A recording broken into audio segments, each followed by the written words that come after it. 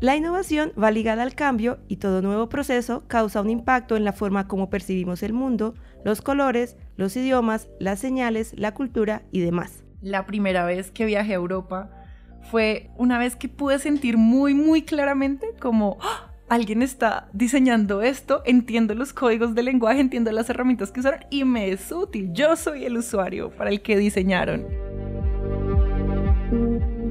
Parece simple, pero no lo es. Lo novedoso genera resistencia, pero abrir caminos es necesario para vivir y estar mejor en todos los aspectos. Por eso, detrás de estos cambios debe haber una estrategia y un porqué. Creo que cuando estudiamos y trabajamos en esto lo notamos, como tú lo notaste en Europa. En mi caso yo siento que le debo mucho de los momentos de felicidad a el buen diseño de experiencias, por ejemplo, a un buen concierto, un buen festival, a una buena película. Sin el diseño y la innovación y las mentes visionarias e innovadoras no existirían, no sé, como Star Wars en los 70s y todas las películas de ciencia ficción que vinieron después de eso que me han marcado la vida. Bienvenidos a Búho Talks, un podcast de actualidad corporativa y empresarial donde podrás descubrir desde la experiencia de líderes y consultores la importancia de la toma de decisiones basados en evidencia y datos que transforman la incertidumbre en claridad. Desde conversaciones francas destacaremos la importancia de la gestión de la reputación y las herramientas a su alcance para hacerlo bajo una mirada crítica de las coyunturas corporativas. Serán charlas amenas y nutritivas para las industrias que buscan inspirarse y así transformar el mundo junto a sus grandes causas. Antes de iniciar, no olvides que puedes calificar tu experiencia con este podcast. Con tu calificación nos ayudas a mejorar y llegar a más audiencias alrededor del mundo. Visítanos en búho.media.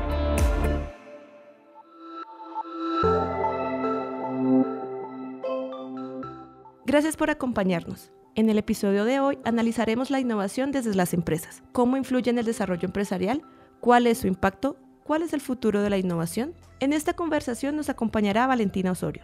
Ella es diseñadora de la Universidad de los Andes, tiene una maestría en innovación y emprendimiento de la Universidad de Barcelona e hizo parte del área de innovación en Búho.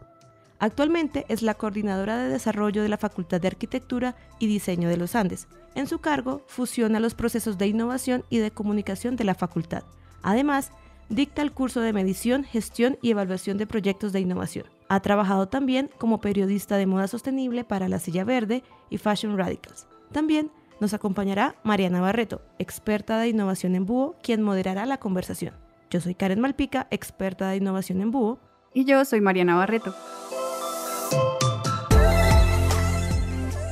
Hola Valentina, primero que todo muchas gracias por aceptar la invitación de Búho para participar en esta charla. No, muchas gracias por invitarme, es muy chévere tener la oportunidad de volver a estar con mis amigos de Búho. Y bueno, como es costumbre en innovación en Búho, yo creo que es apropiado iniciar esta conversación con un pequeño icebreaker. Entonces, Valentina, cuéntanos un momento en tu vida en el que el diseño o la innovación te haya impactado. Sí que les gustan los icebreakers en Búho, ¿eh? Cuando me invitaste, Mariana, a este podcast, me puse a pensar en una anécdota que sí me pasó hace muchos años. La primera vez que viajé a Europa fue una vez que pude sentir muy claramente como alguien está diseñando esto, entiendo los códigos del lenguaje, entiendo las herramientas que usaron y me es útil. Yo soy el usuario para el que diseñaron y se los agradecí mucho. Era un viaje familiar, fui con mi hermana y con mi mamá, estábamos muy felices. Yo era la primera vez que iba a Europa y cuando llegué a un literal continente completamente diferente, idiomas completamente diferentes, yo me ubiqué perfecto. Porque todos los mapas, los sistemas de transporte, pues eran infografías, tenían herramientas de diseño, tenían colores, tenían gráficas, así yo no entendiera francés, italiano, griego. Literalmente podía entender los códigos de esta es la línea azul para en el primer punto, en el segundo punto y en el tercer punto. Y yo entendía perfecto cómo ubicarme y mi mamá estaba en shock. Decía, si yo no te hubiera dado la vida y no hubieras sabido que en toda tu vida nunca has venido, no te hubiera creído porque no entiendo cómo estás tan ubicada y yo no entiendo ni en dónde estoy parada y es como si tú hubieras nacido acá, o sea, como pez en el agua. Claro, en eso, ¿no? En ubicación, de pronto en otras cosas. En Francia no pude pedir comida jamás, me tocaba solo señalar lo que podía como pedir lo que podía señalar porque no fluía, ¿no? En Italia por lo menos te intentan. Pero ahí pude sentir muy claramente como qué lindo cuando las cosas están diseñadas para los usuarios y el usuario soy yo y se los agradezco, gracias, porque no entiendo. Si no lo hubieran hecho así, ahí estaría todavía. En mi caso, yo creo que el diseño y la innovación me cambian o me facilitan todos los días de mi vida. Creo que cuando estudiamos y trabajamos en esto lo notamos, como tú lo notaste en Europa. En mi caso, yo siento que le debo mucho de los momentos de felicidad el buen diseño de experiencias, por ejemplo, a un buen concierto, un buen festival, a una buena película. Sin el diseño y la innovación y las mentes visionarias e innovadoras no existirían, no sé, como Star Wars en los 70s y todas las películas de ciencia ficción que vinieron después de eso que me han marcado la vida. Bueno, vale, ya para entrar en conversación, pues hablemos de la importancia de la innovación. O sea, todos sabemos que es importante y que deberíamos estar haciendo innovación en las empresas, pero ¿por qué? ¿Por qué es tan importante innovar? La innovación se vuelve importante en las empresas, digamos que más porque que esté de moda o que sea trendy, es porque desarrollar capacidades de innovación en los equipos, tener habilidades de innovación y tener procesos establecidos de innovación son lo que garantiza que la empresa esté pensando en el futuro y que tenga la capacidad de responder en el futuro y que además esté no solo como respondiendo a retos que le llegan, sino controlando de hecho esa dirección hacia dónde va, siendo de pronto yo soy el que va a poner retos a los demás y tratando de controlar como de una manera más estratégica hacia dónde quiero ir, a qué lugar quiero que vaya la organización mañana. De eso tiene la capacidad la innovación, solo que claramente lo hemos escuchado, se ha vuelto muy famoso y además se empieza a usar la palabra innovación un poco como un adjetivo, ¿no? Como un descriptivo, sí. Como súper innovador, como para decir, wow, qué chévere, o no, digamos que en ese sentido no va a aportar tanto a la empresa si se está usando como para describir algo cool, pero sí en cambio se usa pues como proceso, con metodologías estructuradas, con un esfuerzo verdadero en pensar en un diseño centrado en las personas, en que la innovación esté centrada en un objetivo estratégico. Entonces sí puede entregar todas estas promesas de valor de ayudar a la organización en el futuro, llevarlo a otro lugar, garantizar que está llegando a los lugares que quiere llegar y rompiendo barreras que de pronto quería romper, entrando a nuevos mercados, alcanzando a nuevas personas, porque pues la innovación también no aplica solo para empresas, ¿no? Aplica también para entidades, organizaciones sin ánimo de lucro, y ahí de pronto los objetivos son diferentes, pero también la innovación los puede ser el vehículo que los lleve allá, ¿no?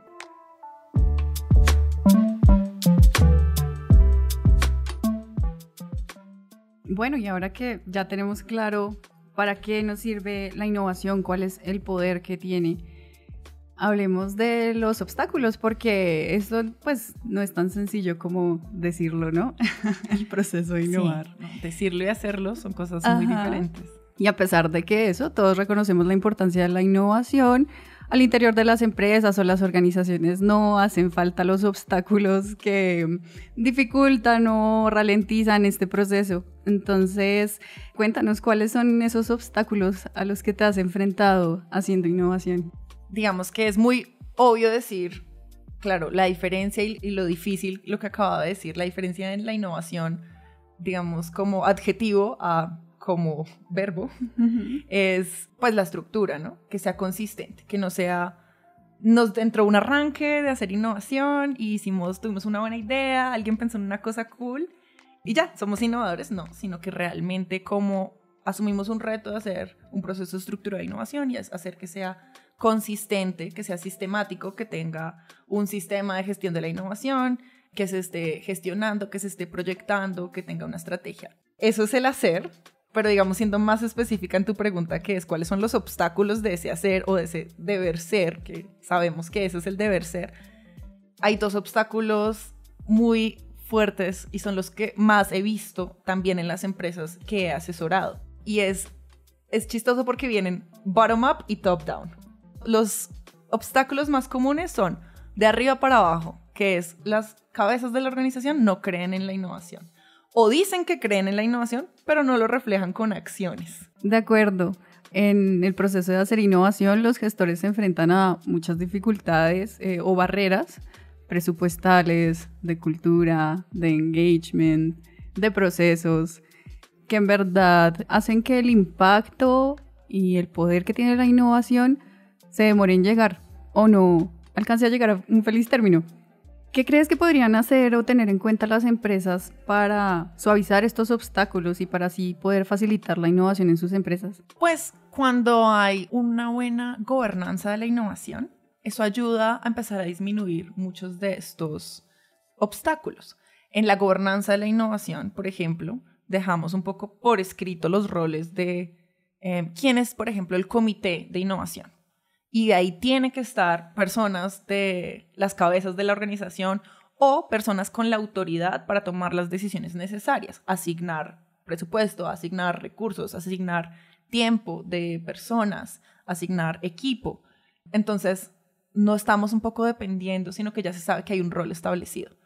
Esta persona hace parte del comité de innovación y tiene unas funciones como parte del comité de innovación en donde tiene que estar pendiente de estar evaluando la estrategia de innovación, los proyectos que están avanzando, los roles que se están asignando y tienen sobre todo la autoridad para poder ejecutarlo. Entonces, la gobernanza de la innovación es una buena forma de poner casi que por escrito ese compromiso de la cabeza de la organización con el sistema y con el proceso de innovación, ¿no? No solo decir sí, ¿no? Súper importante y luego hacerse un poco los locos o las locas de las cabezas, sino que también ya se representan un compromiso formal con un mínimo de horas, con unos roles asignados, con unas funciones claras. La gobernanza es clave de la innovación. Y en ese mismo sentido, parte de la gobernanza de la innovación, pues es trabajar en cultura. Ahí sí no hay nada que hacer, lo que decíamos. Cultura e innovación, pues es importante y la verdad es que cuando para las cabezas es importante y cuando innovación logra empezar a demostrar resultados, eso va ayudando a que la cultura organizacional pues permee, la importancia de la innovación permee y las ganas de querer aportar puedan crecer. Eso ayuda mucho, pero pues no hay como un fast forward, no hay un atajo. Yo creo que es un trabajo de cultura e innovación y ese es un trabajo que en algunos lugares puede ser más sencillo o puede ser más difícil, pero digamos no hay forma de saltárselo. Ahí sí o sí toca hacer ese trabajo, toca hacer de pronto capacitaciones, toca mostrar y entender y si no, pues asignar. También es chévere cuando no tenemos que estar como rogando, por favor, digamos, peleando para que las personas participen en innovación casi que como hobby, como en su tiempo libre, ¿no? Cuando hay una gobernanza, cuando hay unos recursos, cuando hay un poco de estructura, ya entonces se puede volver parte de tus funciones. Entonces no tengo que competir contra hacer todo mi trabajo diario y adicional en mi tiempo extra participar en innovación, pues porque así haya voluntad, puede ser muy difícil. Las personas pueden estar cansadas, somos humanos, este es nuestro trabajo, ¿no? No es nuestra vida. Entonces, cuando logramos que literalmente sea parte de tu trabajo lo que participas en innovación, pues porque es para la empresa, ¿no? No es un hobby, no es una actividad cool y no es recreativa, es una actividad estratégica de la organización. Entonces, cuando se logra formalizar el tiempo en que las otras personas colaboran dentro de innovación, eso también ayuda, porque deja de ser como, si me parece divertido, lo hago. O si no me siento de buenas pulgas, no lo hago, sino que es parte de mi trabajo y entonces como profesional todos también pueden sentir como, bueno, pero vengan, ya me asignaron esto, pero no lo sé hacer, ¿me enseñas? ¿Puedo aprender de esta parte o ya se vuelve más crecimiento laboral? Sí, estoy muy de acuerdo y es un gran tip para cualquiera de nuestros oyentes que tenga algo que ver con el management de su empresa. En la planeación de operaciones destinen horas para que las personas puedan participar de los procesos de innovación.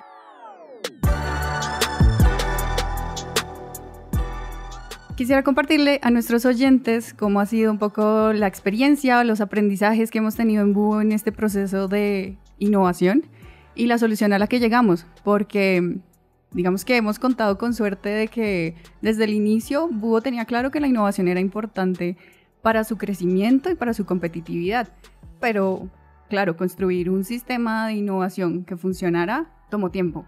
Nosotros tuvimos que cumplir muchos requerimientos para estar acorde a la norma. Y esto nos involucraba también muchos procesos dispendiosos de documentación, de tiempo del equipo, digamos, construyendo la cultura, capacitando a los demás, ordenando todos los procesos, armando el comité de innovación. Digamos que ese proceso fue un poco, digamos, lento. Y para optimizarlo, empezamos a aprovechar capacidades internas que teníamos, como de desarrollo tecnológico, y dijimos, bueno, no tiene sentido que los gestores de innovación pasen prácticamente el 40% de su tiempo documentando ideas en vez de, pues, trabajando en ellas. Optimicemos este sistema de alguna forma y aprovechamos que contamos en el equipo con desarrolladores de software y creamos un software interno para la gestión de innovación, en donde podíamos recibir y gestionar las ideas, tener su trazabilidad completa, su transparencia, su documentación, involucrar a las personas por medio de la cultura de innovación con nuestro sistema de gamification o incentivos, para que vean que no solo es como algo en lo que deberían trabajar, sino que tienen un beneficio divertido, cool, por hacerlo. También involucrar al upper management, que como tú bien decías es súper importante para que la innovación pues coja impulso y sea como reconocida como algo valioso. Y por último, pues poder mostrar nuestros resultados, los indicadores del área, cómo estamos impactando en el ROIC, cómo estamos impactando en la cultura, en la participación del equipo. Todo esto lo integramos en un software que, como les decía, era de uso interno. Este año vimos la oportunidad, o nos hicieron ver más bien, otros colegas de innovación, de que ellos también tenían la necesidad de esto, de poder simplificar sus procesos y que fuera menos tortuoso, doloroso el proceso de hacer innovación y enfocarse en lo verdaderamente importante. Y por eso este año iniciamos la comercialización de este software. Verne pasó de ser algo interno a salir de Hugo para ayudar a impactar a otras empresas, a mejorar sus procesos de innovación y su cultura de innovación y el involucramiento que tienen la gerencia con estos procesos. Y así logrando optimizar los procesos de innovación, limando esas asperezas en el camino, es como podemos enfocarnos en trabajar en el propósito de la innovación, que es construir el futuro, ¿no? Quisiera que empezáramos a imaginar, a hablar del futuro. ¿Cuál crees que será el futuro de la innovación? El futuro de la innovación, pues no sabemos qué tan, digamos, qué metodologías, qué herramientas vendrán, pero yo sí espero que el futuro de la innovación sea más responsable. La innovación no necesariamente tiene una única metodología, ¿no? Finalmente es un proceso. Mi metodología favorita, por supuesto, es Design Thinking y pensamiento de diseño centrado en las personas. ¿Por qué es mi favorita? Porque pone a las personas en el centro y yo creo que eso pone un ingrediente de responsabilidad muy importante. Le da un componente ético muy importante que lo diferencia de otros procesos tradicionales, ¿no? El Design Thinking lleva apenas unos 15 años existiendo como una metodología estructurada en comparación de unos 40 años o cuántos años lleva el método científico, el Lean Management. Son metodologías más estructuradas, pero la diferencia entre esas y Design Thinking es las personas, estar centrada en las personas y hacer como poner el centro de objetivo un lado humano. Y un lado humano involucra un lado ético y un lado importante de la sostenibilidad. Entonces, yo siento que el futuro de la innovación, y espero que sea responsable, que empiece a fijar los objetivos en los lugares correctos y no persiguiendo solo, no sé, un interés de crecimiento monetario, que ha sido el gran motivante de la industria en las últimas décadas, ¿no? Que tenemos que crecer en el PIB. Siempre tenemos que crecer en el PIB. Ese es el objetivo más grande. No sé, los economistas me matarán, seguro. Pues tampoco soy tan hippie. Yo lo siento, yo sé que hay que obtener recursos para financiar nuestras vidas y el país y la economía, pero a veces vale la pena replantearse cuáles son esos objetivos finales. Y yo sí siento que el Design Thinking logra poner objetivos más humanos en el centro como del juego. Y para mí eso es importante, pero ¿qué tanto para la industria? Pues espero, y mi sueño sería que la innovación fuera hacia allá.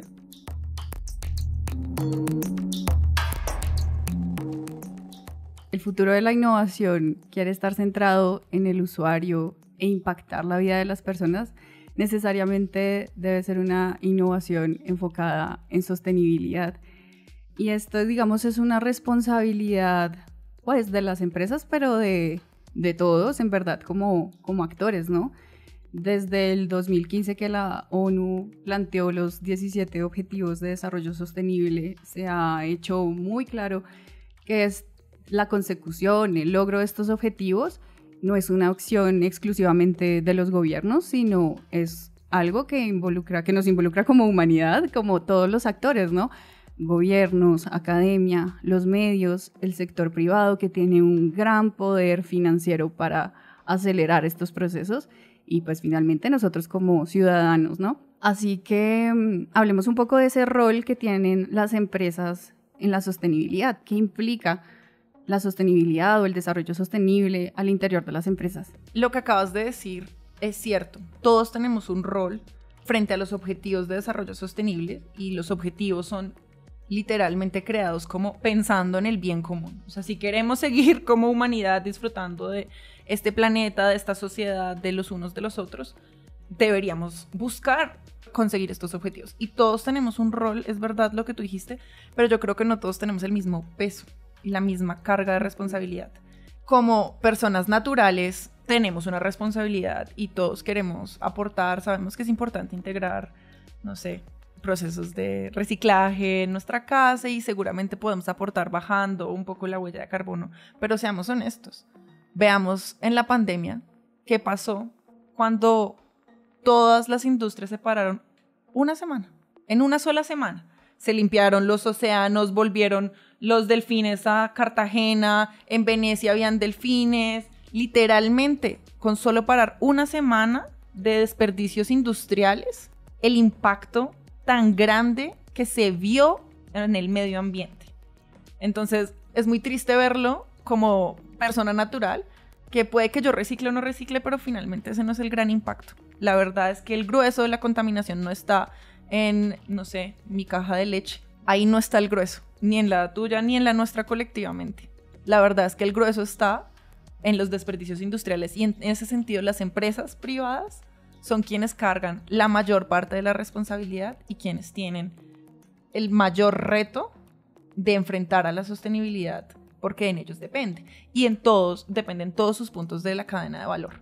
Entonces, la sostenibilidad en las empresas no es un solo proceso y es algo que yo he visto que quieren mucho entender, como listo, sé que la sostenibilidad es importante, soy una empresa, pienso en esto. Por favor, dime, no sé, ¿qué marca de bombillos usar? Yo realmente me he enfocado mucho es en la industria de la moda y en la industria de la moda, que además es una de las más contaminantes, desafortunadamente, de todas las industrias, corta de la industria de agricultura. La industria de la moda siempre hay muchas marcas que se acercan a mí a decirme, pero ¿qué tela puedo usar que sea sostenible para ser sostenible? Listo, ya, mi marca es sostenible, pues porque si te digo que usas, no sé, un PET reciclado, listo, ya uso PET reciclado, soy súper sostenible. Y eso es la mentira más grande y es el greenwashing más grande que existe. Porque siempre les digo, no te voy a dar una lista. Además, no existe una lista de textiles que sí sean sostenibles versus otros. Hay que pensar para qué se usa. ¿De qué me sirve tener una seda frágil en un uniforme de trabajo si se va a romper en 2 días y me va a tocar hacer otro? ¿Qué es de sostenible eso? En cambio, es mucho más sostenible tener una tela gruesa que dure mucho. Hay que saber qué se usa, para qué se usa. Y en ese mismo sentido, todas las empresas comparten eso y no es solo en un punto cómo lo puedo adornar, sino cómo puedo hacer una verdadera revisión de cada punto de mi cadena de valor, mis proveedores, de dónde vienen mis insumos, quiénes además estuvieron involucrados en ese proceso y qué procesos ambientales se necesitaron para que esos insumos llegaran a mí. Ahí yo no me puedo lavar las manos, ¿no? También tengo que ser responsable por esos insumos, de dónde venían y cómo llegaron a mí. Listo, yo tengo un proveedor. Bien, ¿y ese proveedor cómo funciona? Porque la sostenibilidad tiene 2 dimensiones, la parte ecológica y la parte social. Y ninguna puede estar desatada. ¿De qué nos sirve? Vamos a cuidar nuestro planeta, pero tenemos como esclavitud y trabajo infantil con los proveedores que tenemos. Estoy muy de acuerdo con todo y quisiera resaltar el punto de la accountability o de la responsabilidad. Ese es un factor clave si esperamos en serio lograr para el 2030 cumplir los 17 objetivos, las empresas deben apropiarse o apersonarse del impacto que tienen, ¿no? Del impacto positivo y negativo que pueden tener en la sociedad y en el ambiente. El enfoque o la sostenibilidad ya no es algo opcional o un nice to have o una estrategia de marketing, como bien decías, de greenwashing, sino es algo que está demandando la sociedad, que estamos demandando como ciudadanos, consumidores, y por esto la sostenibilidad llega a tomar un rol muy, digamos, pues sí, muy preponderante en las empresas, a permear sus estrategias, a permear su propósito, la cadena de valor, como lo decías, el ciclo de vida del producto. Digamos, lo que siento que vamos a ir viendo es que cada empresa no vea su responsabilidad como aportar, no sé, a un voluntariado o alguna causa, sino que desde la base o la columna vertebral de su negocio empiecen a transformarse sus actividades hacia la sostenibilidad.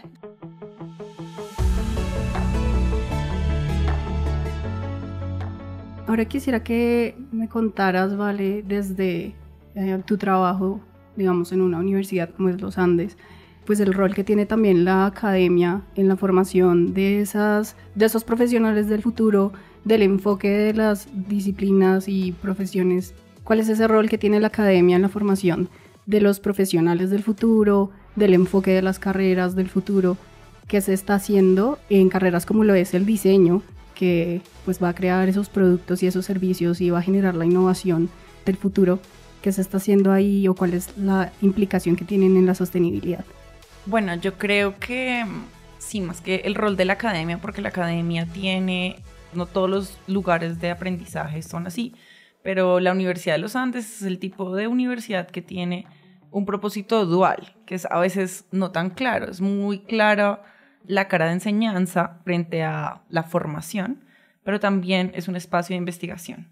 Y eso es todo un motor gigante detrás, porque es uno de los pocos lugares en Colombia, y pues otras universidades lo hacen, pero no son tantas, las que realmente invierten en investigación y en poder conectar investigación con la formación, que también es otro espacio importante.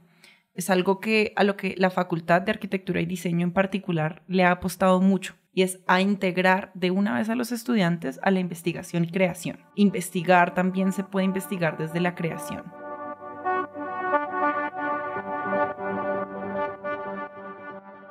Bueno, yo creo que ya es claro en este momento del podcast, pero por si acaso, ¿cuál es esa función de la innovación y de la tecnología frente al desarrollo sostenible? ¿Cómo lo podríamos resumir? El camino más viable para solucionar los retos de sostenibilidad. Es decir, en este podcast ya hemos sido muy claros en que la sostenibilidad ya es un reto transversal, ya es una base de todas las industrias. Todos deberíamos estar mirando y evaluando, y seguro en ese proceso van a salir muchas oportunidades, pero la innovación y la tecnología es la mejor forma de empezar a repensar en esto. ¿Por qué? Porque en los estudios de sostenibilidad lo que más demuestra es que a nivel global, en realidad solo apenas estamos entrando en la fase de awareness, como de transparencia, de empezar a evaluar, a tener nuestros procesos, pero la realidad de por ejemplo, el calentamiento global, etcétera, no va al mismo ritmo que nosotros. O sea, eso sí va a un ritmo mucho más acelerado. Entonces, el gran llamado que hacen todas estas grandes centros de investigación sobre la sostenibilidad, el gran llamado que hacen es a poder pensar y crear soluciones que sean escalables, que sean realistas, que sean aplicables, que sean útiles y que sean escalables. No tanto un poco estas como soluciones de laboratorio, pero que no realmente no se pueden escalar y no pueden masificarse al nivel que los retos de la sostenibilidad lo están demandando. Entonces, ¿quién, si no la innovación y la tecnología, podrían lograr algo así de bien diseñado, como con los requerimientos puntuales de que no solo sean soluciones que efectivamente generen el impacto que se espera, sino que además, como bien lo hacen el triángulo de Design Thinking, sean soluciones deseables, factibles y realistas de hacer, ¿no? O sea, tecnológicamente viables y económicamente factibles. Y precisamente por eso ahora quisiera compartir con nuestros oyentes un ejemplo de la vida real, un ejemplo de búho en donde la innovación y la tecnología se fusionan para diseñar un producto de sostenibilidad. Les estamos hablando sobre nuestro nuevo proyecto o producto Medición de Sostenibilidad que este año presentamos a MinCiencias, a la convocatoria de innovación que realizan cada año. Nos presentamos a la convocatoria de innovación en producto nuevo y pues este proyecto nació de una necesidad que encontramos. El 59% de nuestros clientes del 2021 nos estaban solicitando medir uno u otro tema de sostenibilidad o de su estrategia que tenía que ver con sostenibilidad, sus acciones respecto a este tema, y evidenciamos que era necesario para las empresas conocer en términos de reputación corporativa cómo se encuentra la percepción de sus grupos objetivo respecto a las acciones de su industria y a las acciones empresariales que están haciendo en torno a la sostenibilidad. Entonces empezamos a plantear este proyecto en el que buscamos medir los objetivos de desarrollo sostenible en medios, en columnas de opinión y en las audiencias de nuestros clientes por medio de tecnologías de Machine Learning y de analítica de datos. Para conocer un poco más a fondo sobre nuestro proyecto, acá está nuestro gerente de Desarrollo Tecnológico y de Innovación, Hans Saenz, que nos va a contar un poco más sobre el aspecto técnico detrás de este proyecto. Bueno, creo que en general ya Mariana dejó muy claro sobre qué trata este proyecto, pero la idea es reajustar la industria para que sea sostenible. ¿Y cómo vamos a hacer esto? Por medio de la tecnología, la innovación, manejar todo el tema de los procesos limpios, de ver las reacciones ambientales y justamente tratar todos estos 17 objetivos de desarrollo sostenible. Para eso pues creamos 3 objetivos. Uno que trata sobre cómo diseñar esta medición, diseñar este servicio para empezar a medir todo el tema de sostenibilidad dentro de cada una de las industrias, y para este pues hay como ciertos procesos en donde tenemos que mirar cuáles son las ideas que se van a empezar a generar de diferentes fuentes, y es empezar a buscar la información, desde dónde vamos a traer la información para poder encontrar los datos que necesitamos, poderlos cruzar y encontrar todos esos insights, todos esos patrones que necesitamos para empezar a aplicar y ampliar todo ese tema de sostenibilidad.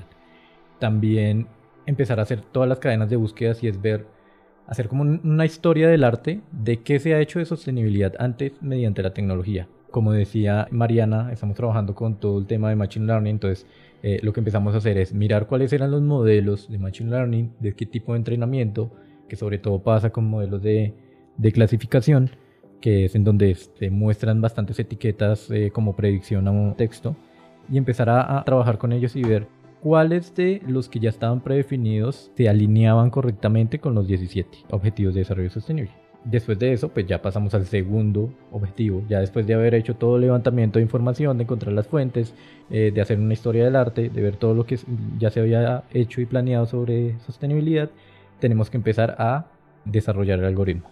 ¿Por qué iniciamos nosotros un desarrollo de algoritmo? Porque de acuerdo al estado del arte vimos que todos los que ya estaban antes no estaban generando una precisión correcta o una precisión que valiera la pena para poder entrar a hacer este tipo de medición y poder dar resultados de valor a las diferentes industrias. Entonces, ¿qué hicimos? Recopilamos con esas fuentes que ya definimos en el primer objetivo, recopilamos toda la información y empezamos a crear un modelo de clasificación que con esos datos se pudiera hacer cierto entrenamiento y llegar a una accuracy del 75-80%, que es como la accuracy ideal de un modelo de clasificación. Después, bueno, empezamos a desarrollarlo, empezamos a prototipar, a hacer diferentes pruebas con diferentes industrias, y de ahí pues salió algunos resultados donde nos decía necesitamos más datos, la data, y tenemos que empezar a buscar a conectarnos a otro tipo de chorro de datos y empezar a mover y entrenar nuevamente el modelo. Para eso también construimos algo que se llaman las reglas duras, y es poder, de acuerdo a cierto patrón de palabras, definir cuál podría ser un objetivo de desarrollo sostenible. ¿Qué implican las reglas duras? Es encontrar un patrón de palabras para definir cuál es un objetivo de desarrollo sostenible. Por ejemplo, cuando encontramos la palabra agua dentro del texto que estamos analizando, entonces el objetivo de desarrollo sostenible de agua limpia. Y así podemos extenderlo con otro tipo de patrones que podemos encontrar dentro de cada una de las palabras que se encuentran en los diferentes textos, en todos los artículos analizados, todo lo que se lleva desde la información de medios tradicionales, de redes sociales, y poderlo plasmar dentro de de esas ideas principales que podemos encontrar. Entonces esto nos lleva a cumplir justo este segundo objetivo, que aún está en desarrollo, están en prototipado, en la parte de la construcción del modelo, clasificación, entrenamiento y las reglas duras, que es súper importante, y aún nos queda un objetivo por cumplir, que es el tercer objetivo que está planteado para el 2023, y es validar cómo este servicio de reputación sí funciona para las industrias, cómo estos modelos analíticos que creamos, cómo todo este entrenamiento, toda esta data que recolectamos para poder empezar a dar datos de valor a las industrias, si está funcionando, cómo podemos hacer una medición,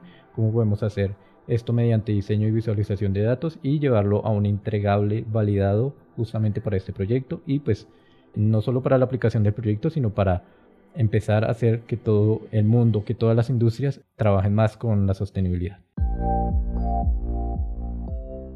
Bueno, muchas gracias, Vale, por acompañarnos hoy en este espacio, por este reencuentro con Búho, por aportarnos todos tus conocimientos y reflexiones sobre este tema que es tan central en este momento para toda la humanidad.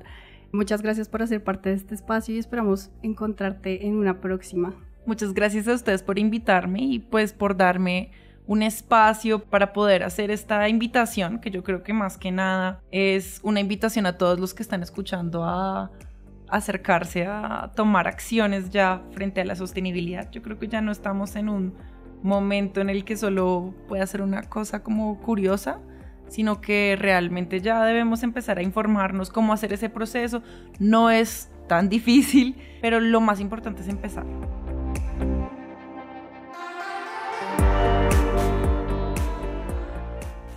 Esta es una producción de Búho Clarity for Leaders y Oscar Jaimes Navarro. Contamos con el acompañamiento de Acorde Media. El guión estuvo a cargo de Rafael Zulbarán Castillo. El diseño de sonido es de Dayan Osorio. Gracias por escuchar.